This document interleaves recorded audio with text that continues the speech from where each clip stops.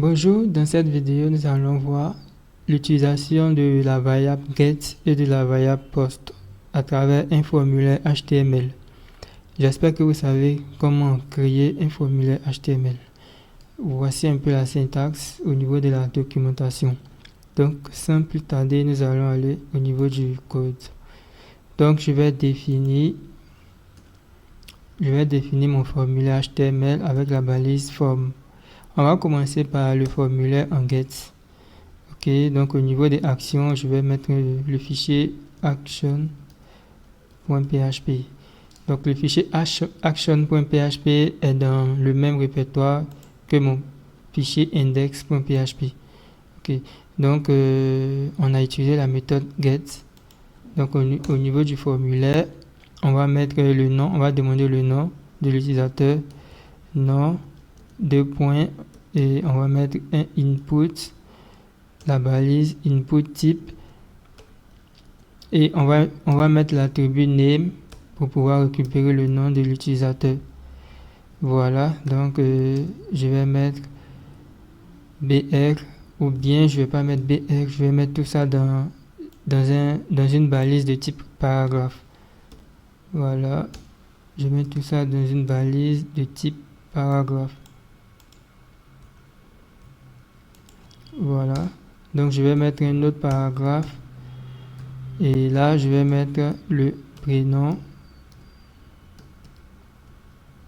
Ok, et je mets un champ de type input, type texte.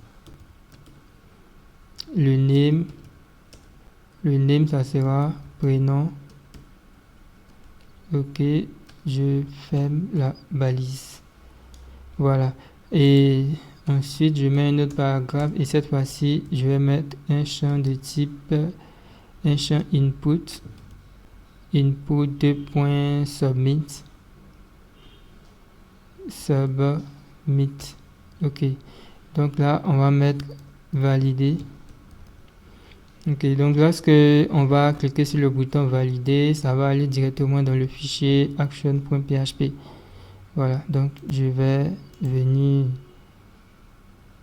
c'était plutôt projet-php. Voilà, donc on a le champ qui est là, je vais mettre mon nom et mon prénom. Dès que je clique sur valider, vous voyez que ça va vers action.php et on a dans l'URL le nom qui est égal à le nom que j'ai saisi. On a un petit e commercial avec la variable prénom qui est égal au prénom que j'ai saisi. Ça, vous voyez un peu la différence qu'il y a entre la variable get. Donc au niveau de la variable get, pour pouvoir récupérer les éléments qui sont au niveau de la variable get dans la variable action, on va définir une balise PHP et on va faire un echo. Donc on va faire echo $get, echo $get, crochet non. Ok, donc là je vais afficher d'abord une chaîne de caractères pour dire bonjour, le nom,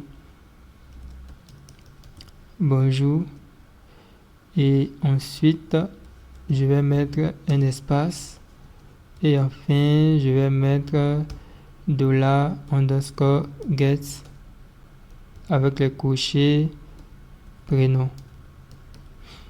Voilà, donc on va venir actualiser. Donc logiquement c'est affiché bonjour Do Frédéric parce que c'est Do Frédéric que j'ai renseigné au niveau du champ. Donc je vais mettre comme nom quoi, si et Manuel. Lorsque je clique sur le bouton valider, vous voyez que c'est marqué bonjour. Mais là je peux directement modifier la variable ici. Si je modifie la variable ici, je mets Quadio.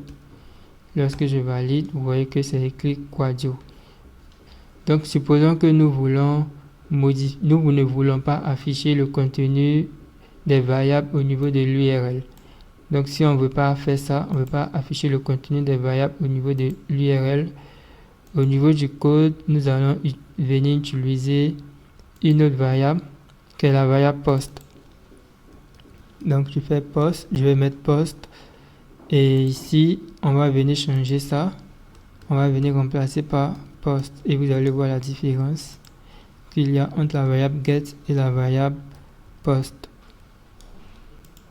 Voilà, ok, je retire tout ça, j'actualise, je vais remettre en fait mon nom, mon prénom,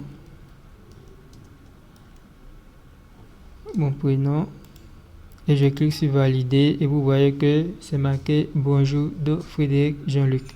Au niveau des actions, il n'y a rien dans l'URL. Donc là, c'est un peu plus sécurisé parce que il va utiliser en fait les données qui sont dans la variable de la poste, et il ne va pas afficher dans l'URL. Donc là, on ne pourra pas modifier cette interface pour changer les différentes variables qui sont en poste. Ok, donc j'espère que vous avez aimé cette vidéo. Pour ne pas être très longue, je préfère m'arrêter là, et vous avez la documentation pour en savoir plus sur PHP. Donc je vous recommande toujours de consulter la documentation pour apprendre plus. Voilà, donc il y a plusieurs techniques. On peut récupérer des images avec un champ de type image, on peut récupérer d'autres choses. Voilà, donc pour ne pas être très long, c'était juste pour vous donner un aperçu sur le langage PHP pour que vous puissiez comprendre comment on traite des formulaires en PHP.